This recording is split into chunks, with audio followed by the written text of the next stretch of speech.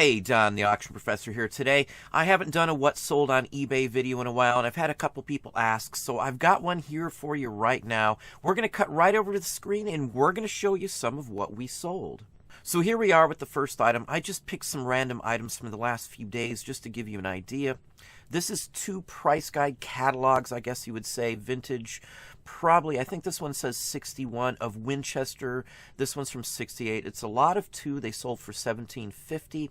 I have 50 cents into each of these, so no big deal. Nice profit return, 15 bucks or thereabouts. List it, forget about it, nothing else to worry about. Now, I've talked about matchbooks quite often. This is a different genre almost of matchbooks than most other ones that I look for. Not only is this a matchbook, but it's a matchbook, and it's actually missing part of it. If you see here, the striker's gone. This is a matchbook from a specific airbase. Something that you won't find very often. It's from California. And not only that, but on the inside, you could mail it as a soldier for free as a postcard, basically. So it's rather interesting. I've had many of these in the past. They're made to actually disconnect the striker panel so you can send them. So once they're unstapled or the staples are removed, they're able to be mailed like this. It's small, it's convenient. It's the larger size though, so it's not the big giant ones. It did sell for $17.50. Next one's a Kodak wooden frame for old style 1905 camera, basically. Between this one and this one, I took 30 on two of them. And I already had sold another one for 25. So either way, these were cheapos for me. Don't have anything into them. I bought them a long time ago.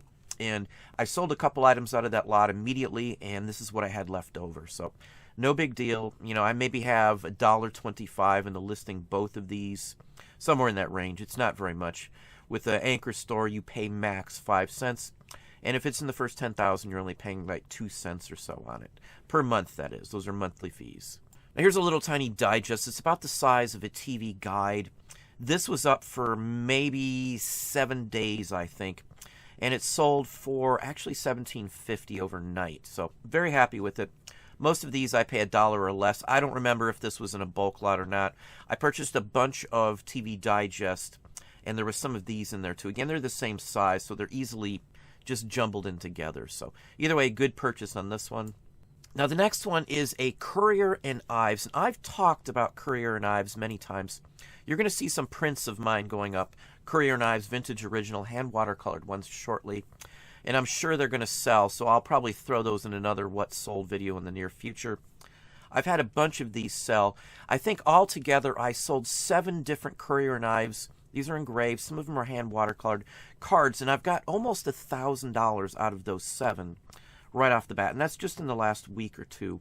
So they've just, for some reason, there's several collectors that started getting into these, or whatever the case may be. Either way, I'm happy with an extra $1,000 for something that just sits around, and I've had this for a little while. It's an older picture or older photograph on this one.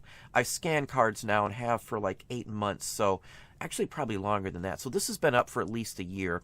I took 90 on this one, so I can't complain on, say, the 60 cents or so in listing it max. That's what it cost me a year to list this item, like 60 cents. Probably less than that if it was the first 10,000 in this store. And here's another one. I don't believe this went to the same person. It has some issues. You can see the corner up on the top. Other than that, this is a fairly nice one. 1881, it's dated, Currier and Ives. It's an original. I took $125 on this one here. Very happy with that. Again, a lot of these sold in the last, say, 10 days maybe. Like $1,000 just in Currier and Ives. Now, the next one's a postcard, and I think I marked this or sent out an offer to somebody on Make an Offer to Watchers, and I took $57.50. In the last little while, I found a couple lots in this general area. They're from Ohio, so it's probably the reason why, but they were LS and MS ones as well for the train line that you see here. $57.50 is fine on this one. I've got $1 or less into most any card that I get ever. So in most of them, I've got like 10 cents a nickel or less into them. Now here's a record. I talk about pricing on them. I priced this high. The last one of these I think sold for 67, and it was M minus, mint minus. Mine's like a VG to VG plus, so I feel it's honestly graded. I talked to the person who made an offer on this. We went back a couple. I sold for 30. I'm fine with that. There isn't much other history on this. There's some that didn't sell, so it's not as popular as, you know, what you would think. It's Sheraton Records. Now, I believe that is tied into the Sheraton hotel system or chain. I could be wrong, but I do believe that's the case. Some of these actually had lobby music, so I really believe that they had a line and supplied background music to their own hotels through records, which is the standard that you would have back then. Transcription discs would have been used. They're like big 16-inch discs. I'll show you a couple when I dig them out. I've got a stack of them somewhere, actually. So anyway, this is rather interesting either way. 30 bucks, I was very fine with it. I paid 50 cents or less for this one here in a big bulk lot. Photos, I talk about these 8x10s. I sell them all the time. I took 20. That's really nothing descript. You can't see the planes very well. It's just bombers in mid-flight. On average, I get 20 to, say, 40 bucks on average, I guess, would be the average range for most of these photos. Many do sell for $57.50, though, and I've got hundreds and hundreds of these. I think right now I've got like over 1,000 8x10 photos up in various genres, and then I've probably got about that many at least that haven't been listed as of right now. Luggage labels, I talk about these all the time. This one went for $18.50, sold overnight. Next one here, another luggage label. I think I took 25 on this one. This person bought a couple at the same time, and I want to say his bill was like $75. Another one here, he's bought in several. I sold a bunch of labels this week, maybe 15 or 20 this week alone. Now, this one is a John C. Mott. Now, Mott, if you know, is the apple juice company. This is the same company, from what I understand, that's still in existence right this moment. And this is for cider. Unfortunately, cider was left out of the tag or the title on this one. That would have been a key to this one here for sure. Cider collectibles go insanely mad. I did sell this one for $190. And it was up for maybe about a year and 2 months. So roughly maybe 70 cents into listing it. This is the same size as a postcard, and it was found with a postcard collection. Some of the postcards dated back to this era as well. So just something I look for. I love paper. 190 on this. I'm very happy with. It's one of the highest selling cider cards that's out there. Unfortunately, again, it didn't have cider in the title. Probably would have sold quicker had it had cider in the title. But Mott is something you're going to look for if you're a collector in this field. And there's people, as I said, that just collect cider and apple presses and things along that line. I have an uncle who actually has a apple orchard, and he does cider on his facility. He has collectibles as well, all tied to what he does. It's a side business. It's not like his main thing. But it's rather interesting, the whole genre. I remember going and smelling the smell of hot brewing cider as a child when we used to go pick pumpkins at the pumpkin patches out here. So rather interesting. And the next one here is a Marion Davies movie program. It's from the 20s, somewhere in that range. I had it up for maybe 2 weeks. It did sell for a decent amount. I took $43.50 plus they paid postage on it. Nice thing. I paid $1 for this. It showed up with some sheet music, in all honesty. Something I didn't expect to find. It's early, it's interesting, it's unique, so I was very happy with the price on this one. Poster here, it's a 17 by 23. I've sold a ton of these. I've only got maybe 12 of these left. I had like 90 of these posters. Average price is 20 plus on any one of these. I sold a bunch when I first got them in the $57 range also. So this one went for $20. Here's a copper plate engraving. It's an original. It's from 1834. Nice one here. I've sold maybe 10 or so of these, I think. I have 15 or so more left. I bought these in a book. They were ripped out of the book. I tore apart the book. The book was demolished, and I've been selling them in that range. This one I took 18 on. Book I paid $1 or $2 for. So cutting up books for copper plate engraved images and things like that is a key thing. It has to be decent size. This is 6.5 by 10 1/8. And here we have a candy container with candy still inside of it. I had 2 of these. This one went for $15 and the other one went for $18.50. I paid $1 a piece for these. Any of these kind of things I'll buy instantly. I don't care if they set for a year or 2. Doesn't matter. These are up for, say, 9 months. Next one is a lot of underground comics. I spent 50 cents a piece on these. They're out there comics, I would say. Some of them are adult oriented. If you didn't grow up in the 70s and in that era, you may not be used to seeing stuff like this, but these are typical from back in that day. I know most of these titles. They showed up. I went to the comic shops even in more modern days also. Some of these are some big names in the underground, like Rip-Off Press. They have comics all the way into the 80s, 90s. They may even still exist. I don't really know. I haven't kept up on them. I know the old ones. So again, 50 cents. It did go for $34.50 for the lot.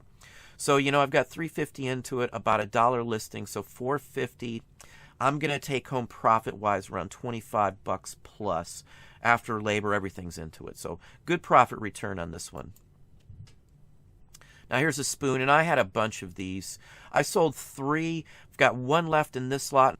And I had a couple other lots of individual ones from this exact same one. I have a few more that I will probably add and just increase the total after this last one sells. So this one went for $14.50. Most of them I took at least $10 or better on. There were dollar purchases, so I made $8 or more on every single one that I've sold. I think I sold 1 for $17. The next one's a real photo, real picture postcard. $57.50 is what this one went for. It sold in the last, say, 2 days. Somebody raising a windmill. You can see a nice car in the background. Horse and buggy. Looks like another car. Let me get back over there. You can see cars, several of them actually. The folks, overalls, the whole works. Nice farming scene. $57.50 as I said. Now this one is a suffragette, women's rights to vote. I had 3 of these. I think I've sold 2 of them already. I'm not sure, but I do believe I did sell 2 already. This one went for $175. These sell incredibly well. I never have an issue selling anything like this. There's a whole line of these portraying famous people of the day as children or babies, I guess you would say. Man Baby, they're criticizing her, what she did, but she is a war hero as well during the Civil War, and she was around and actually went through the women's rights to vote. So another good one here. Next one's a wooden cross with some, just some wrapped around aluminum, I would say. This is an earlier one, probably turn of the century, mid-mod century. It's religious. Yeah, it had Italy marked on it as well. I took $15 on it. This type of thing I can get like 4 for $1, so I never worry about these sitting and just running for a year. So this was up for at least a year. Most I have 60 cents into listing it. Quarter, I've got $1 maybe invested in it. Totally, I took 15. I made 12, 13 bucks on it for just letting it set, doing nothing else. It's been up for a while. I have nothing into it. Here is a stereo view card of Mackinac Island. Been there as a child. There's a fort on the island. This is the fort in the background. It's kind of hard to see from the image here. Some of these are a little washed out. It's still sold very well. PB Green is the artist. It did go for $57.50 the same day it went up.